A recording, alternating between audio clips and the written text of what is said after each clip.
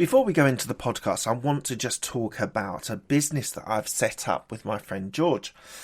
It is called the Podcast Introduction Group. So if you want to join and be able to be featured on 24 to 48 podcasts to be able to reach an amazing audience, this is the place you need to go to. Podcast, being a guest on podcasts, is automatically establishing you as an authority and is able to build your personal and professional brand. We handpick of a bank of podcasters that we have to be able to grow your business and brand. We do 100% of everything that needs to be done by my team. You do not need to lift a finger.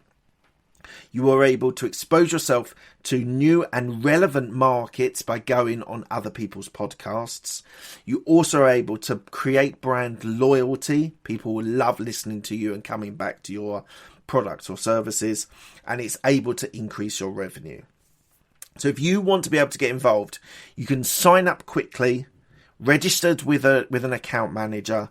There's an onboarding call where we target the podcasts that you want to be on, the type that you want, whether it's entrepreneurship, business, health, fitness, whatever it is. We then match you to those podcasts and you can start your journey. We have regular catch-ups with our account managers, and Google ranks you when people search for you. So when people are searching for you, you're able to see your podcasts at the top of the list. So if you are interested in being a podcast guest on multiple podcasts, we are the place to go. If you go to podcastintroduction.com and go and register your details, we will have a quick call with you, match your podcast that you want to be on, and we can then start this process ASAP. Thank you so much for your time. I appreciate it. Back onto the podcast then. Just one last thing before we go into the podcast. I just wanted to talk to you about the fact that I have a YouTube channel that has been going for quite some time, and I am recording and releasing all of my interviews with some short videos as well on YouTube. So please do check it out. YouTube on Absolute Business Mindset. You'll see a bunch of interviews there, all the longer format interviews and some short videos as well. So please enjoy that. And here goes with the podcast interview. Let's do it. Today we have Jorge Contreras, who is a real estate investor and Airbnb coach. Hello, Jorge. How are you today? I am doing great. Thank you for having me on the show, Mark. I appreciate the opportunity. It's my absolute pleasure. We are going to talk about real estate, property, what we call it in the UK, and specifically more along the lines of Airbnb, which is what I understand you've developed your business and businesses around that. So we will go deep into that in this conversation. But the podcast is called The Absolute Business Mindset. What does a business mindset mean to you? That's a great question. One of the things that comes to mind is I was in a training with Tony Robbins about 6 years ago, and he said that at any given time, business owners should always be working on two businesses: the business you're in and the business you need to be in. So that's what comes to mind for me. Oh, so that's fascinating. So how did you spend time with Tony Robbins? So I attended two of his trainings, Unleash the Power Within and his Business Mastery, both about 6 years ago. Right. And Unleash the Power is quite hard work in a positive way, but it's quite a hard work to get. Yeah, they're both two life-changing experiences. Unleash the Power is pretty much for anybody. It's more on the personal side, and then Business Mastery is like all entrepreneurs only. So great learning experience. What did you learn from the Business Mastery? Well, let's see. There was a lot of things that he said that made a lot of sense, right? He talked about, hire for attitude and train for skill. And I think that's super valuable because I've personally experienced, I have found people that had great skills, but a really shitty attitude. And then I found people who had a great attitude who didn't have quite the skills, but they were willing to learn and put in the work. And those are the people that have stuck with me for many, many years. He also says that you don't build a business, you build the people, and the people build the business. And that is super powerful as well, because there's only so much that we can do as an entrepreneur or as a solopreneur when you are wearing all the hats. But if we focus on building the people, and if the people on the team see the vision as their own, then they will ultimately build the business. So I spend a lot of my time today nurturing, building my team members so that they can go out there and create the results.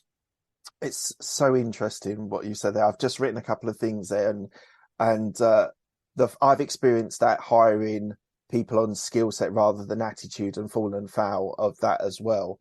It's a really interesting point because any skill can be taught, especially if the founder or the owner knows the business, then you can share that. It's really interesting because I've done it and I knew I was doing it. The irony of I'd heard this sage advice and still made the same mistake and hired on skill set rather than attitude. And unfortunately for both me and this particular person, it just didn't work out. We ended up finishing. Luckily we were okay with it. We both knew there wasn't a fit there, but I think that's for entrepreneurs. So my audience are entrepreneurs and business owners mainly. And I just think that's something that we all need to go through in a way to understand that as a point. So really important on that. And the second point I wanted to make, which I'll ask you a question on, was about inspiring and helping your employees. So I think it was Gary Vee said that who is more important, the clients or your employees? It's your employees every time, because they're the people who deliver to your clients anyway. What's your thoughts on that? I agree. I feel that if your team is unhappy, unsatisfied, unfulfilled, they don't feel like they're fulfilling their purpose in life through their work, then they're not going to deliver a 5-star experience, and that's going to reflect on the experience of the customer. So I agree 100%. If your employees are happy, thriving, they're happy about their pay and the work they do, that's going to overflow into all of the customers. So really I 100%. Really interesting. I just released an interview with Ken Rusk, who is a blue collar advocate. And he said for every employee that he employs, he goes through a vision board with them and works out what they want to achieve by working with him with the salary and sort of building a dream or a goal to work towards. Do you go to that amount of detail, or do you just spend time and try to nurture them and build them along? Yeah, it's a good question. We haven't gone specifically to that aspect, like where we have them build a vision board. We talk about vision boards in our educational stuff, which our team members experience. We haven't guided them directly, but what we have done is we'll have meetings and we'll talk about, our mission of helping, 100,000 families become financially free and how our business helps them. And they feel in alignment with the purpose and the vision. Like they really carry the vision as their own. And I think that's what makes it powerful. I think that's amazing. I think that's incredible. Before we go into the real estate stuff, into the property stuff, a question that I read about your turbulent, disruptive upbringing, and it's just a question that I ask a lot of people now is, tell me one thing in your upbringing that reflects who you are now. We'll be back after a quick break. Hi, I'm Alex, the host of X Health Show. Meet the future of healthcare. Think X-Men, that's X Health. Actual superheroes behind programming living cells to cure cancer once and for all. Tech that detects preterm delivery in seconds, brain-computer interface, or apps that employ AI to match you, your disease, with the best treatment. X Health Show brings to you visionaries who push the boundaries of healthcare from Switzerland, the heart of Europe, and the most innovative country in the world. Let me introduce you to their startups. Head to X Health Show, meet the future of healthcare. Happy to greet you there. So an experience from my upbringing that reflects who I am now. That's a great question. Well, I think when, in my experience, during my upbringing, right, there's a lot of experiences that I had, a lot of challenges, a lot of obstacles. And for the most part, in my first 15 years of life, I was like a victim to those experiences where I gave my power away, and I felt that that life happened to me rather than for me. And then through personal development and a lot of therapy, many years of all that stuff, I was able to change the narrative. And now it's like, all those things happened for me and not to me. So a lot of what I learned, it was about what not to do. Right. So, for example, my dad was a drug dealer. We smuggled people into the country. He was an alcoholic, in and out of jail. He had kids with 3 different women. And so all these different things, as you mentioned, Mark, created a lot of turbulence. And so for me, it taught me like, okay, like I personally don't drink alcohol, and I've never drank alcohol. And obviously I don't do anything illegal because I don't want to be in jail. And it just, so a lot of what he did just taught me the value of, okay, don't make the same mistakes. So I have like one wife with my 2 kids. I'll be with her for the rest of my life. And so a lot of it was teaching me like what not to do, by getting to experience everything. Yeah. Do you think you've overcompensated? Overcompensated. That's a good question. Probably. I think most super successful entrepreneurs, for the most part, without realizing, in many ways, we are overcompensating for the lack of whatever it is in our upbringing. So for sure, I think losing my father at a young age and then my mom abandoned me right after, it created this huge abandonment issue. And so now part of my personality, even today, is I love doing things so that I can create an experience for other people, because then they're like, oh my God, Jorge helped me accomplish this. Right. So it's almost like you get this, it's like it's become my love language. So like words of affirmation is my love language because it's the exact thing that I never got in my upbringing. And I recognize that that's in my personality. And so I love making an impact, and I love when people give me feedback and they're like, oh man, the way you taught me how to do this, I was able to quit my job, become financially free, spend more time with my kids, travel the world. So yeah, it's very interesting. Yeah, it's interesting because I think from not an extensive study, but thinking and reading and listening about entrepreneurs, successful entrepreneurs, there's usually a trigger at some point that makes you an entrepreneur. And that could be a loss, it could be trauma, it could be Richard Branson is a prime example of dyslexia. I became an entrepreneur a couple of years ago after working long corporate. I lost basically a lot of my family to death. And I do think there's usually some sort of trigger when you're talking to entrepreneurs that mean they want to direct their own life. They don't want to be in the system, the rat race. They don't want to be in that. They want to fashion their own life. So do you think you were, like you've said that you, and I didn't mean to, like I said overcompensate, but I meant in a positive way, that you saw negative experience, you had negative experiences, and you just want the best for your family. You want to be there where your parents. Yeah, for sure. Again, it's like everything. Again, it's a lot of what I grew up with, right? Like my dad was not around for his kids. And I don't have any anger or resentment towards him because, again, all the personal development and therapy that I went to overcome everything that I was going through. But I realized that, when my father was 12, his father was murdered at gunpoint. So my dad had a lot of trauma, and he didn't know how to be intimate. He didn't know how to be present because he had his own challenges. Therefore, he did the best he could with what he knew, and what he knew was limited. Yeah. Therefore, I'll release, any anger, resentment, frustration. And then it just brings me internal peace to not carry that as weight, or to repeat the cycle. At the same time, by seeing how painful it was to not have a dad present in my life, it makes me be inspired to be the dad that I didn't get to have. And that's in every aspect of life, from health, relationships, finances, in every aspect. Jorge, I think you're an absolute advocate for someone that's turned their life around and been through some really tricky times. And I'd commend you. I think it's incredible what you've done. And we'll talk about your real estate business in a minute. But I think as a person, literally just spending 20 minutes with you now, I'm impressed. I think you're amazing. So thank you. Thank you for sharing. I appreciate that. Thank you. Okay, so you got into real estate, and we're going to talk about your Airbnb business. But I'm in real estate. I'm in property in the UK as what you call a wholesaler, a property sourcer, as well as owning properties myself. tell me, what was did you have earlier property strategies, real estate strategies that might not have worked out, or you had a couple of points that you could just share with my audience?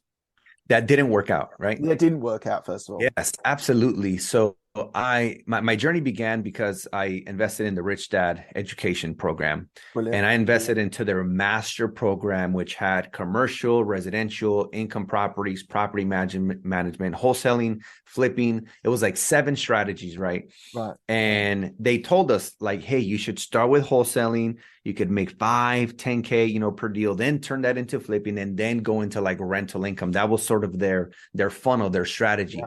And so I bought all these, like probably 2,000 we buy houses signs.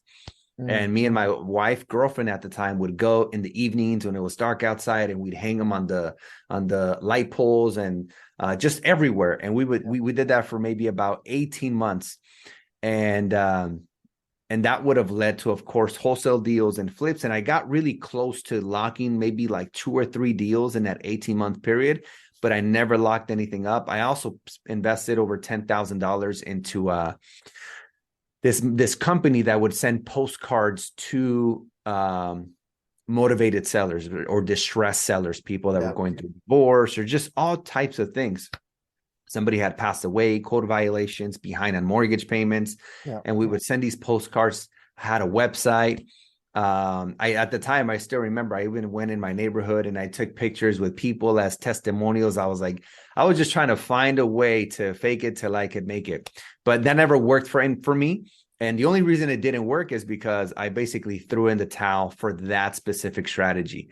But that is part of my failure, or AKA stepping stones into where I am today. Yeah, it's fascinating because I was educated through a company in the UK, and they again gave me access to all different types. And I actually chose to do wholesaling, actually property sourcing. That was something that I enjoyed doing. And yeah, it's interesting when you're at that point when you've got all the strategies laid out in front of you, you have to pick one.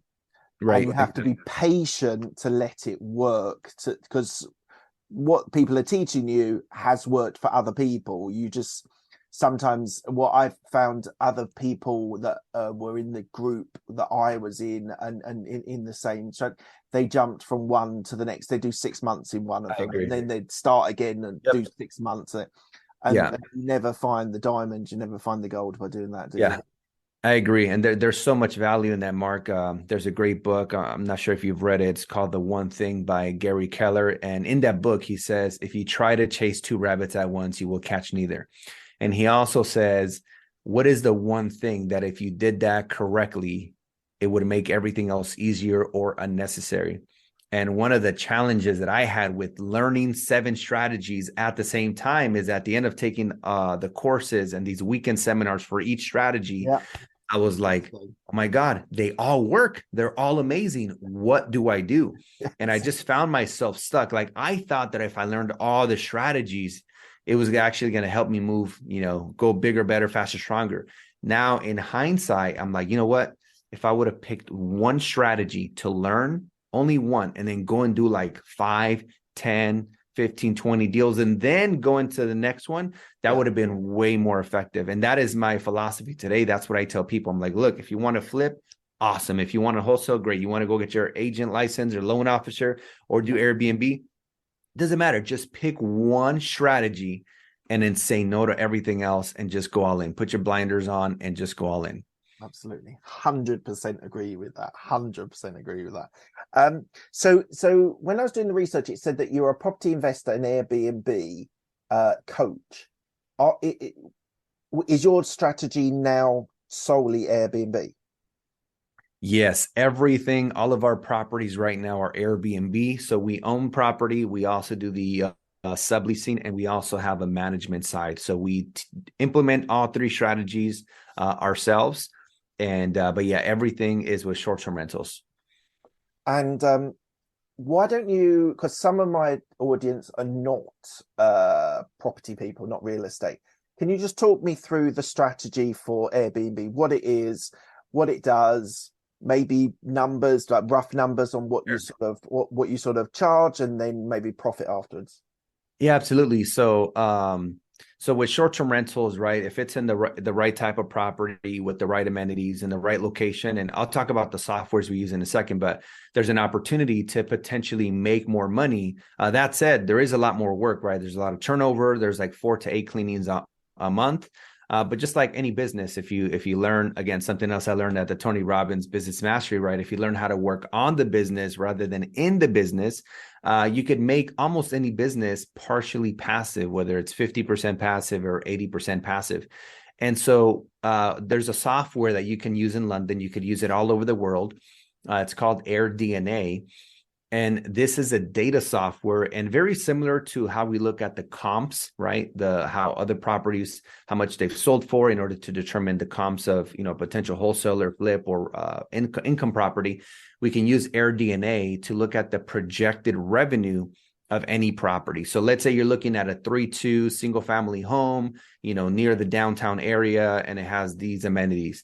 And maybe you could rent that property for say $4,000 a month, or maybe your mortgage payment would be $4,000 a month, and you want to know what's the potential that property at 123 Main Street can make. You put in that address, right? Say it's 123 Main Street, and it'll say, "Hey, Mark, based on the projected revenue of this property is $120,000 a year." Based on these other similar properties, meaning there's already other properties making that money in similar properties in similar locations with a similar bedroom, bathroom, square footage count, and amenities. So that is basically your comp, and it eliminates a lot of the risk, because one of the biggest mistakes that people make is they just pick a location randomly and they hope it's going to work, but they're not looking at the data.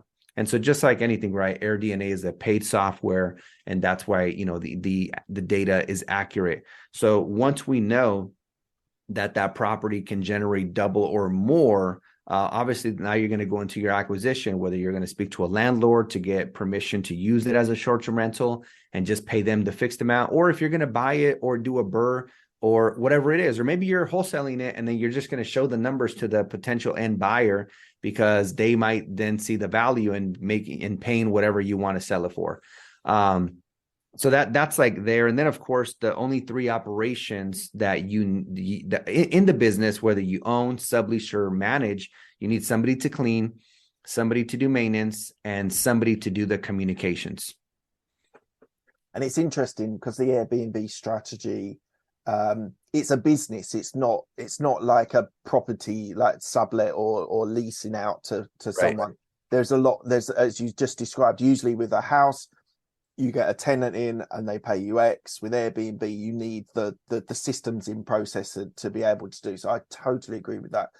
Because in the UK, where my properties are, you're talking about 4 times the amount that you could get from a basic rental from a simple buy to let. But my question to you is, how, I think you said using AirDNA, but that occupancy rate, what sort of level do you need to be able to make it very profitable? That's a good question. The occupancy is important, but the revenue is more important. And here's why. Let's say you're renting a property for $4,000 a month, and you find that there's properties in the area that are only rented at 50%, but even at 50%, maybe they're making $6,000 a month. Right. So again, the occupancy can be misleading, because like right now in the US, for example, like we're in a recession. And so if you lower your prices and you could be extremely affordable because people are spending less money, which is, a logical thing to do. You might have a 100% occupancy, but you could just be breaking even. Yeah. So the revenue. And do you prioritize holiday lets? Do you prioritize professionals? Do you prepare? Do you get your properties for what we would call like doctors and nurses and things like that? What's your, or does it depend on which area you're in? So we do a combination. Like we've realized that people stay at Airbnbs for 2 reasons. One, they could be going to a conference, a convention, a business meeting, a wedding, and they pick an Airbnb because of the proximity. Maybe it's a 5-minute drive, And the only time they're at the Airbnb is because they're going to sleep and shower, but they're at this event the whole day, right? That's by proximity. The other reason they stay is to have a staycation experience where they're actually going to go and have a great time in the home without needing to go anywhere. So if you have a pool, a jacuzzi, and a game room, right, they're going to be able to have a great time in the home. They don't even have to go anywhere. And a lot of times the staycation experience is something that even a lot of locals, like if some people are living like in a flat in an apartment and they don't have a lot of amenities or they don't have a lot of privacy, they might book a house, a single family home that's in the same city or a nearby city just to get away for the weekend. If you can combine both strategies, be in proximity to the downtown, the beach, the theme park, whatever it is that drives people there, but also be able to have the amenities to create a staycation experience. Now you have the potential to be in like the top 3% of Airbnbs in your area, and it increases your chances of attracting the corporate bookings from companies, the relocation companies, the traveling nurses, the doctors, the government bookings, in addition to like everything else. So it's always like this fine line between trying to captivate both of those audiences. That's really interesting. And it's really interesting for me because I've got a property which I think the tenants are going to be moving out of. And I'm thinking, going to get a bit of free advice here. I'm thinking that as a property and what you've said, it ticks box on proximity. So it's very close to London. For London type, you could get in 30 minutes into central London by train or tube. But to have that level of sort of the staycation bits, I don't think the market works for this area because it's a bit of a blue collar area. It's not necessarily the most enjoyable to go on a staycation, but it works very well with the proximity. Is that enough to be able to leverage it successfully and get the revenue and the occupancy for my business? By just the location, right? Just with the location of the proximity of London, central London. Yeah. So what's it like year round? Are there events and things happening always in that main area of London? So London's a little, I don't know. I've not been to California, so I can't talk about it specifically, but think of it that what we have is you have your central London, which is super expensive, flats, apartments, really big houses. And then like sort of layer out is suburbia. And within suburbia, you have sort of good areas, you have bad areas. My area is sort of on the sort of middle to lower end of the scale. It's not the Bronx. It's obviously not Manhattan as well. So people, the idea that I had was the nurses, the doctors, the professionals, the people going to conferences who want a place. They live in 100 miles away. They come into London. They want the Airbnb experience. They don't want to do the hotel, and therefore they could go be 30 minutes into central London for their conference or whatever. Is that enough? Yeah, I think it could be enough, right? It would be a matter of testing. It would be a matter of looking at AirDNA, plugging in your address, and seeing what the potential revenue is, and then letting that revenue determine if it makes sense to do that, even though it is more work, how much more it could potentially generate compared to what you're making now. The other thing too is, when you speak of, I think of like midterm rentals, right? And that's like a term that's become really popular here in the US because worldwide, we've seen an increase of the amount of days stayed from guests all over the world. So people are staying at Airbnbs longer. And the midterm rentals, like we have certain cities in the US where you cannot do short-term rentals. Anything under 30 days, you cannot do. And that's like in 3% of cities. And if it's a great city like New York City or Anaheim, which is where Disneyland is, you could do midterm rentals. And often people who are traveling for business, work, nurses, these corporate bookings or relocation companies, they will book for 30, 45, 60, 75, 90 days at a time. Wow. And it's somewhere in the range. Like if you could get this much, let's say you can get $3,000 a month with the long-term rental, and you can make $6,000 a month with the short-term rental. The midterm rental is like, it could be right in the middle. You're going to make more than long-term, less than short-term, but it's also a lot less work because you're only cleaning it like every time somebody checks out.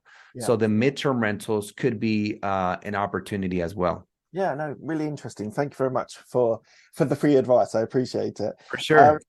So one of the questions that's popular in the UK is there's a lot of debate, a lot of discussion about regulating the Airbnb. We call it over here service accommodation, but that sort of Airbnb business. And there's looking to be certain rules in areas. You're only allowed so many, and sort of they're capped at how long they can stay. I think it's going to be 90 days is the maximum they can stay. For example, in California, where you are, is there looking to be regulation on this business? So California, right, is our state, and within the state, there's like hundreds of cities, and all the regulation here is by city and not by state. So every place is different, but in most places you can get a permit, and then there's a smaller percentage of cities where they're just completely banned. But in those areas, we typically will do midterm rentals. So anything over 30 days, you don't need a permit. You don't need it doesn't matter what the regulation is because they're considered long-term. Right. When I was doing my reading and research on you, it said, how old are you now? Can I I'm 35. You're 35. 29, you retired, and then 30, you were a millionaire. How did you accelerate that growth so quickly into your late 20s, early 30s? Yeah. So what helped me first become financially free, right? And here we define financially free when your passive income meets or exceeds your monthly living expenses, right? Yeah. At that point, your essentially your passive income pays for your expenses. And so in March of 2017, I launched my first 4 Airbnbs on properties that I already owned, right? That's how I started. And those units at the time were making $1,500 a month. So I was making $6,000 of gross rental income. When I put them on Airbnb, because they were great properties, they were in great locations, I was blessed that they just happened to be, they went from making $1,500 each to $3,500 each. So I went from making $6K a month to $14K a month. And that, increase in revenue paid for all of my living expenses. And it wasn't intentional. It was just something that sort of happened. Because when I launched those Airbnbs, I wasn't like, oh, if I launch these Airbnbs, I'm going to be like, I really didn't know how well that we're going to perform. I was like, let me just give it a shot. If it doesn't work, it's easy to find. We have like a 98% occupancy, like in that city. Like it's a very popular area to live. So I knew I could just put them back in the market, get a long-term tenant. But essentially, a few months later, I realized that I was now financially free. I was out of the rat race. I was able to let go of my previous business that I always referred to as my 9-to-5 because I ran the business like an employee. And now I'm like financially free. What was that? What was that business? I was a professional dance instructor. So I was teaching, I don't know if you've ever heard of bachata. No, sorry. Yeah, it's a sensual partner dance from the Dominican Republic. A lot of people that dance salsa, dance bachata. And I had this nightclub that I would run. I had a choreography company. I had these dance festivals. Long story short, I was always trading time for money. And if I went on vacation for 2 months, the business would stop making money for 2 months. So I always say that's my 9-to-5, even though it was my business, because there really was no difference, right? I ran it like an employee. And so that was the business that I was able to let go of, which then allowed me to just go all in on real estate. And how did you get your first property? It's always that question. Sure. There's always that person that's sitting there listening or watching this going, but Jorge, how did you get your first property?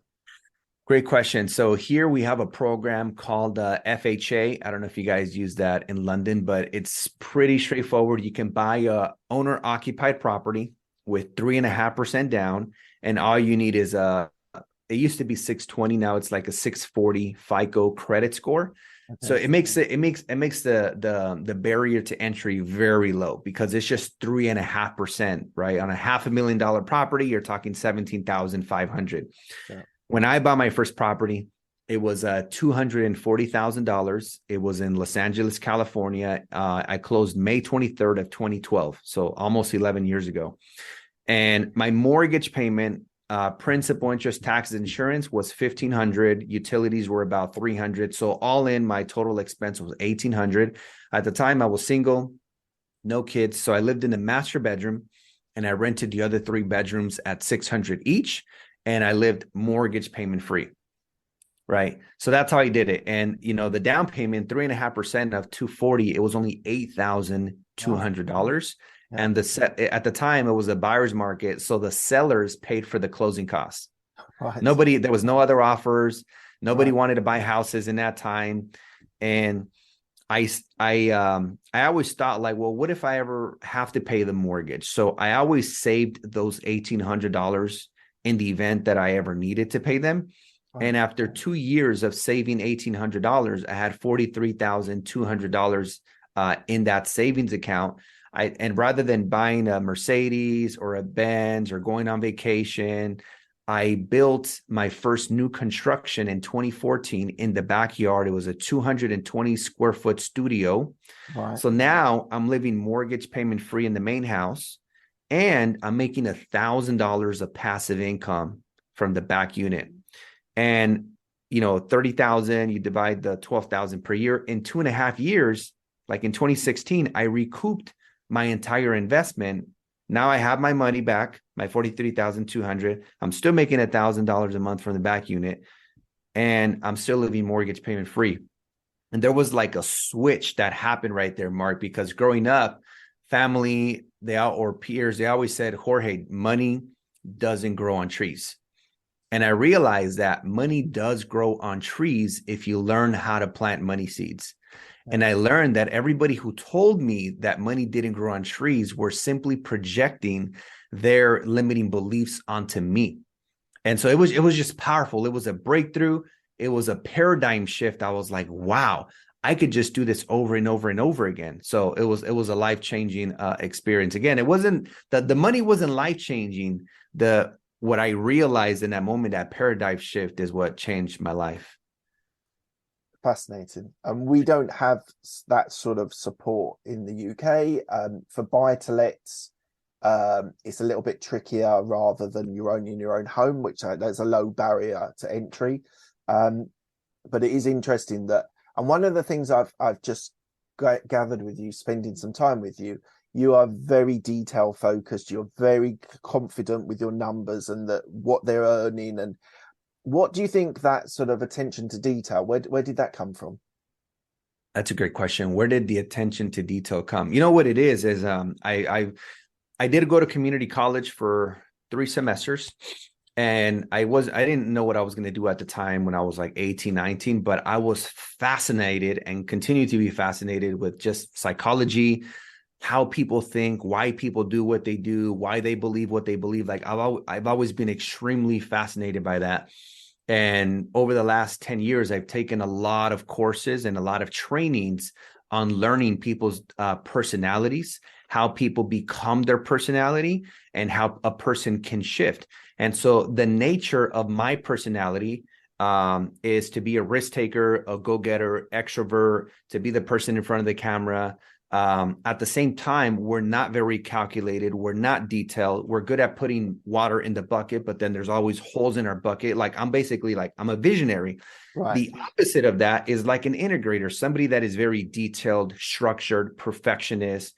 They care a lot what people think about them. They fear rejection, but they're very structured and organized. But they lack vision. They lack action. They overanalyze everything. And so these two people, right, when they join together, it's like Steve Jobs was a visionary, Steve Wozniak was the integrator, and together they could build Apple or anything big. And so I've realized that in my nature, I am not detailed and I am not a perfectionist. But now as a professional and being, 15 years in entrepreneurship, I realize that I also, even though I'm a big believer that rather than working on my weaknesses, I should double down on my strengths, there are certain things that I need to work on in order to evolve. So by being a visionary and a risk taker, this takes me to a certain level. But if I never conquer this other side, these other opportunities, I will never evolve as a human being because I will never be complete. So realizing that has made me become more detailed, has made me want to have control and create order in order to be able to just be a fully evolved human being. So something that I have worked with clients and people with is something called DISC. Yes. I feel that you're, because DISC it's dominant. I can't remember exactly what all of them are, but it sounds like you're bringing the best of the visionary, which I think most entrepreneurs are, unless they're practitioners like a baker or a something like that, or a gym instructor or something like that. You're bringing the best of the visionary as the entrepreneur, but you understand that you do need to grasp that, or people will take advantage of you. This is a thing, like especially in property, real estate, you get a builder who thinks they can add in another zero for this and do that. You do need to understand. I think people who are listening here thinking about property and real estate as an option, yes, you need the visionary side, but you do need to have a grasp of your numbers to be able to successfully transition that from an idea into a business. And taking action, you need to have that flexibility and that understanding. I think it's amazing. I think I could literally sit here all night and talk to you about property, about real estate, because yeah. So unfortunately, I'm respectful of your time. We don't have all that time. But thank you very much for talking about the Airbnb business. I think it should be something people that are in property, especially buy-to-lets, single homes with families in, should think about as an option for potential future growth and increased future growth. So next question I wanted to ask you was, what is your plan? You're financially free. You've got your properties. They're doing Airbnb. I know you do coaching as well, but what is the plan for the next 2 to 5 years for Jorge? Yeah. So my number one goal when it comes to my investments this year, everything I've done up until today for the last 11 years has been single family homes, a few duplexes and triplexes. My main goal for 2023 is to buy $10 million worth of multifamily real estate. So I will still continue to acquire the single families and the 1 to 4 units, but I'm going to be heavily focused on those 5 to 20 unit apartment buildings. And we will be doing syndication, right? And for the listeners, that's where we raise. Yeah, syndication is where you raise capital from other people who are going to be passive investors, and we give them equity and ownership. But what it does is, like, rather, let's say a building is $100,000, to use an easy number. I would buy that building myself, with my 100,000, and now I own. So it's like a 1-to-1 ratio. Yeah. Syndication allows you to buy that $100,000 building, and I can say, hey, investors, I will give you 50% ownership equity of everything: cash flow, appreciation, depreciation, mortgage, pay down taxes, everything. I will give you 50% ownership if you bring 90% of the money. Right. So now I will own 50% of the deal with 10% of my money. Yeah. So now I get a 5x leverage. It's kind of what the banks do, right? And it's great because, again, the investors, they don't have to worry about acquisition, renovating, managing, project managing, like nothing. They're 100% passive. They can have the benefits of real estate without doing all the work, especially if they're busy professionals. And so my game plan is to acquire $10 million worth of multifamily all through syndication. And we will do a combination of short-term rentals and long-term rentals, just because in some of those cities, if you have a 10-unit building, in many cities, you can't do all of them short-term rentals. So we'll do a combination of short-term, mid-term, long-term, but it'll be all through syndication. So that's the biggest goal for like this year. And then on the education side, which is where my mission and purpose is is to help a million families become financially free over the next 10 years by teaching them this financial literacy, how to become an entrepreneur, how to gain control of the time, teach them how to go from working hard for money to making money work hard for them. Amazing. Good luck with that. Thank you. One elephant in the room, which I've not broached, and you mentioned it earlier on, both UK, US is either in recession or moving towards the technical term of recession. I think both countries are in recession, even if it doesn't tick the metrics.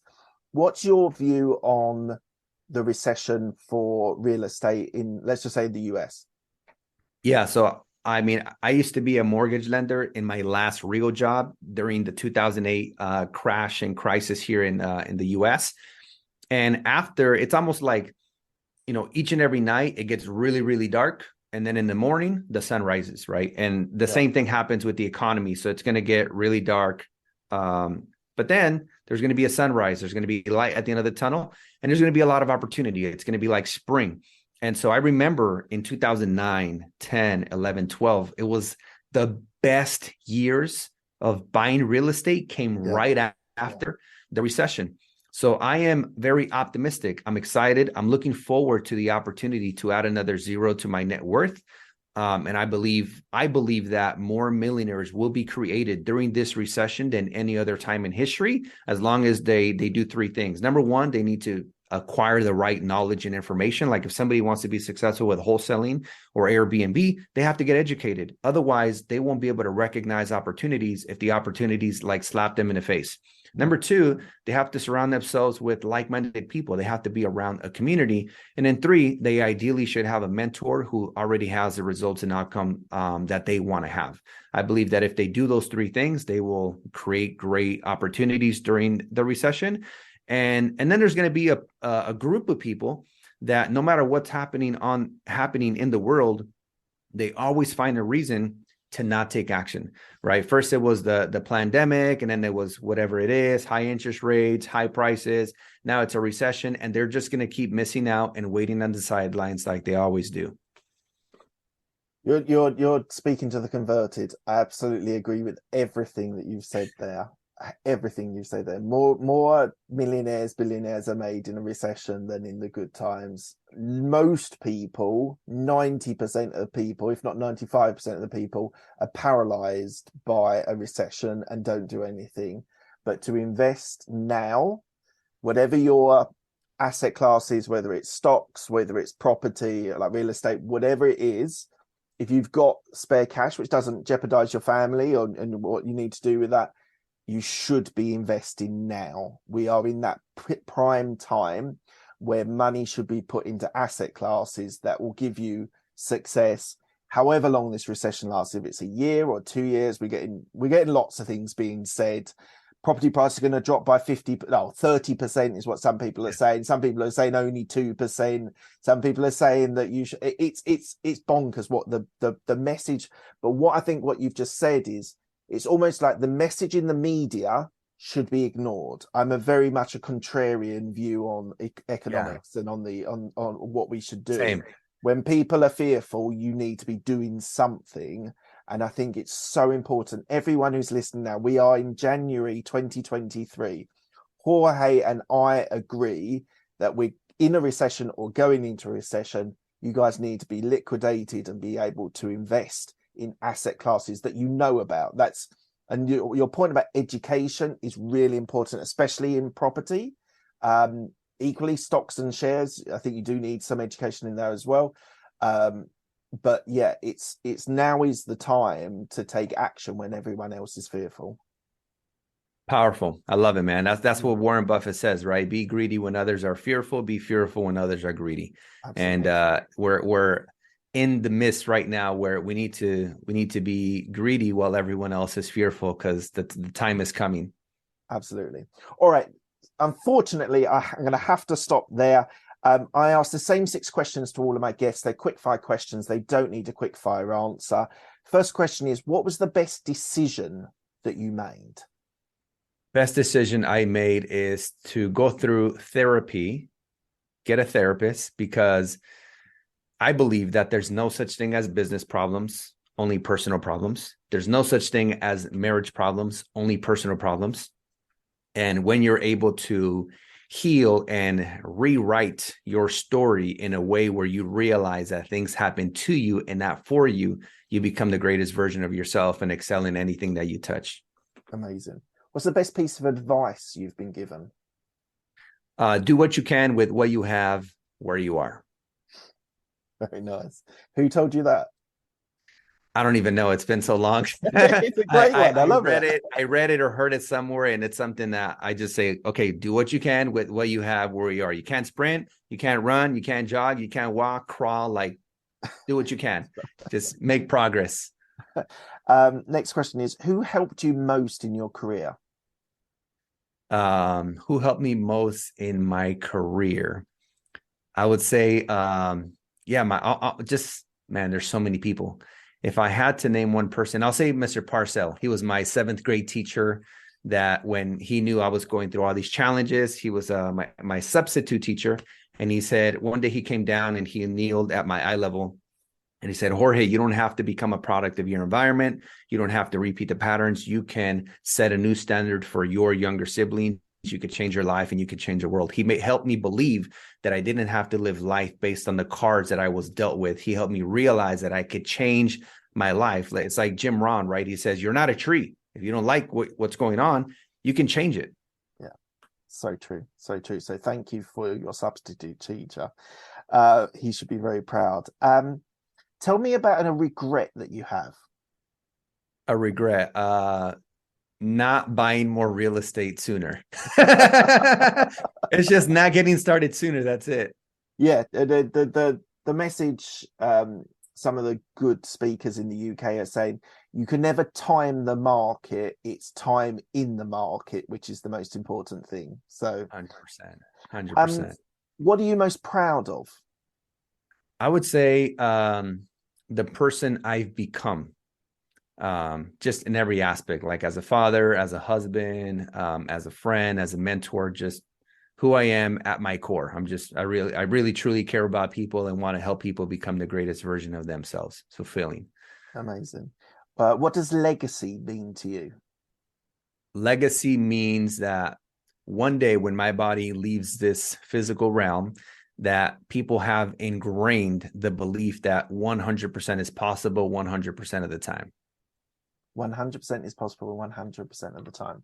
Okay. And how are you going to implement that for your legacy? I believe I don't know if you know Ed Milet. Do you know Ed Milet?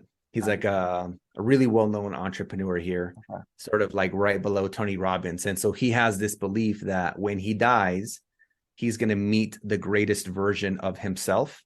Okay. And his goal during this lifetime is to become the greatest version of himself so that when he meets the greatest version of himself, they're so identical that you can't tell them apart. And so I believe that by becoming the greatest version of myself, I will sort of like unlock or just give other people the opportunity to do the same. Amazing. And lastly, if people want to reach out to you, where can they find you? Instagram, it's at the Jorge Contreras. So THE and then my name, Jorge Contreras. There's no underscores, none of that stuff. Excellent. Thank you so much for your time, Jorge. As I said, we probably could have done this for another 3 hours and I would have been happy. Easily, yeah. So thank you very much for your time. It's been an absolute pleasure. Good luck with the business in the future. And thank you very much for your time. Thank you so much. Take care.